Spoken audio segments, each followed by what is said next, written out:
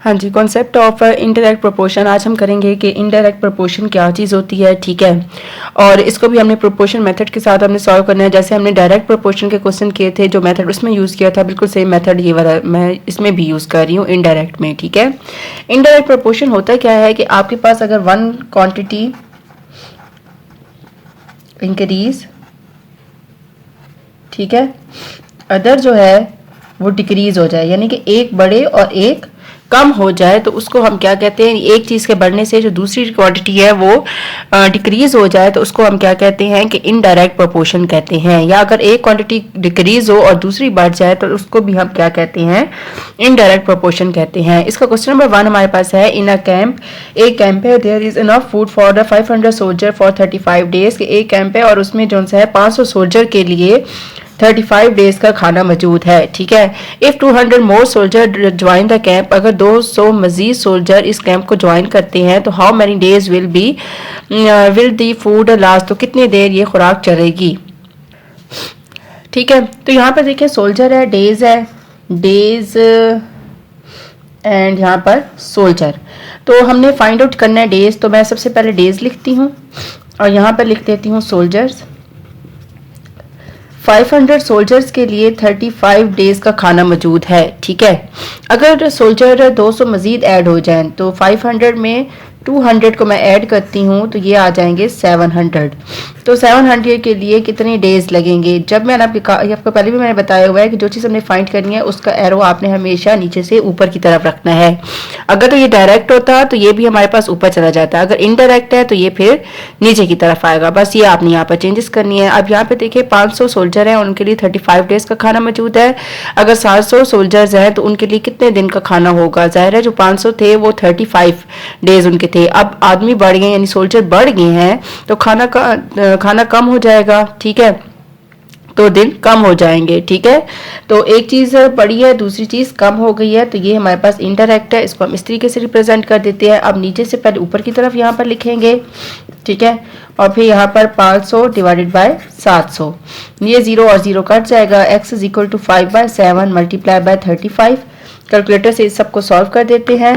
5 multiply by 35 and divided by 7, 25 days, x is equal to 25 days आ जाएंगे, ठीक है, यानी 25 दिनों में खाना खत्म हो जाएगा।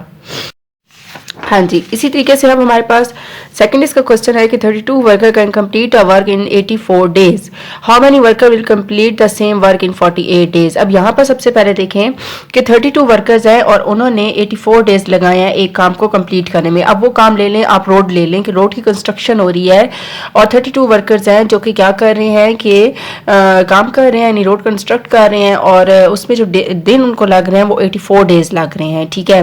How many workers will complete the same work, और वही यानी रोड बनाने वाला काम जो है वो कितने वर्कर्स करेंगे 48 डेज में। अब यहाँ पर आप देखें कि पहले तो आपने ये फाइंड आउट करना है कि इसमें कौन सी चीजें इस्तेमाल हो रही हैं, ठीक है, यानी कौन से दो क्वांटिटीज यूज हो रही हैं। तो यहाँ पर देखें वर्कर है और डेज है, फिर वर्कर एंड डेज, और आपने फाइंड आउट वर्कर करना है। वर्कर फाइंड आउट करना है तो सबसे पहले हम यहाँ पर वर्कर्स लिखते हैं और यहाँ पर लिखते हैं डेज।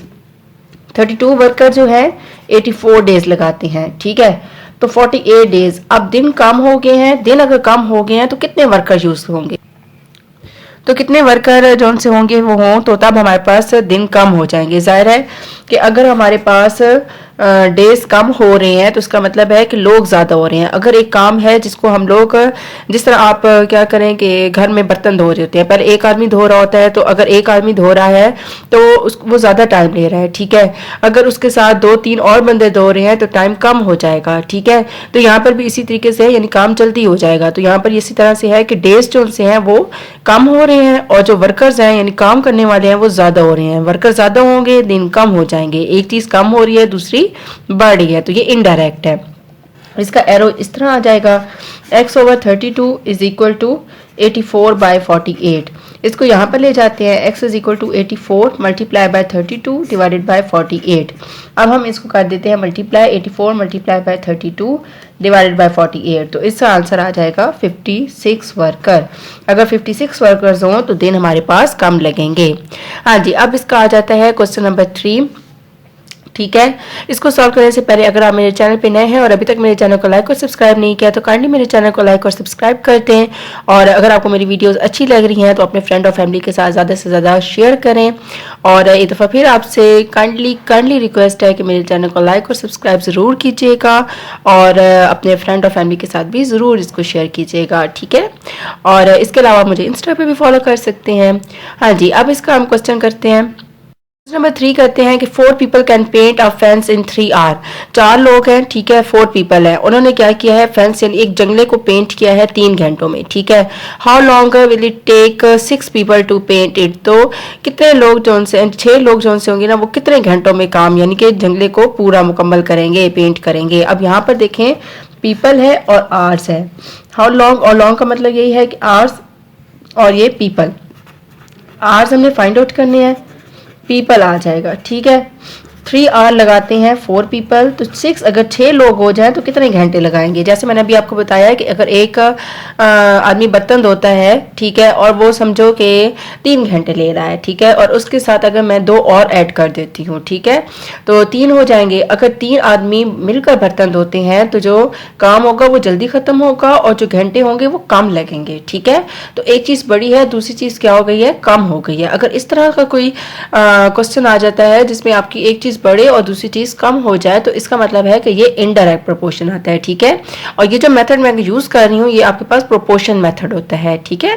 तो आप यहाँ पे देखें कि इसका ये एरो आपने ऊपर की तरफ रखना है, जबकि ये हमने ये कर लेना है, ये इनडायरेक्ट हो जाता है। अगर ये डायरेक्ट होता है तो इसका भी एरो ऊपर की तरफ जाता है। मैंने डायरेक्ट पे कंप्लीट वीडियो बनाई हुई है, अगर आपने अभी तक मेरी वीडियो नहीं देखी तो काइंडली मेरी वीडियो को ज़रूर देखिएगा, वहाँ पर आपको पता चल जाएगा कि डायरेक्ट प्रोपोर्शन में और इनडायरेक्ट प्रोपोर्शन में फ़र्क क्या है, ठीक है। तो उस वीडियो को भी देखिएगा, देन आप इस वीडियो को देखिएगा तो आपको कंप्लीटली कॉन्सेप्ट आ जाएगा, ठीक है। इसके बाद जो मैं वीडियो बनाऊंगी उसको भी ज़रूर देखिएगा, उसमें मैं यूनिटरी मेथड के जरिए करूंगी कि इन्हीं क्वेश्चंस को यूनिटरी मेथड से हमने किस तरीके से सॉल्व करना है, ठीक है। हाँ जी, अब हम इसको सॉल्व करते हैं। x/3 is equal to 4/6, x is equal to 4 multiply by 3 divided by 6। यहाँ पे डिवाइड हो रहा है, यहाँ पर जाके इससे मल्टीप्लाई हो जाना है, तो ये 12/6 और ये आ जाएगा 2, यानी x is equal to 2 hours, यानी कि जो घंटे लग रहे हैं वो 2 घंटे लग रहे हैं, ठीक है। हाँ जी, उम्मीद करती हूँ कि यहाँ तक आपको अच्छे से समझ आ गया होगा कि आपने इनको किस तरीके से सॉल्व करना है। इनकी प्रैक्टिस जरूर कीजिएगा और इससे रिलेटेड कुछ भी क्वेश्चन हो तो मुझे आप इंस्टा पे भी पूछ सकते हैं और कमेंट बॉक्स में भी पूछ सकते हैं।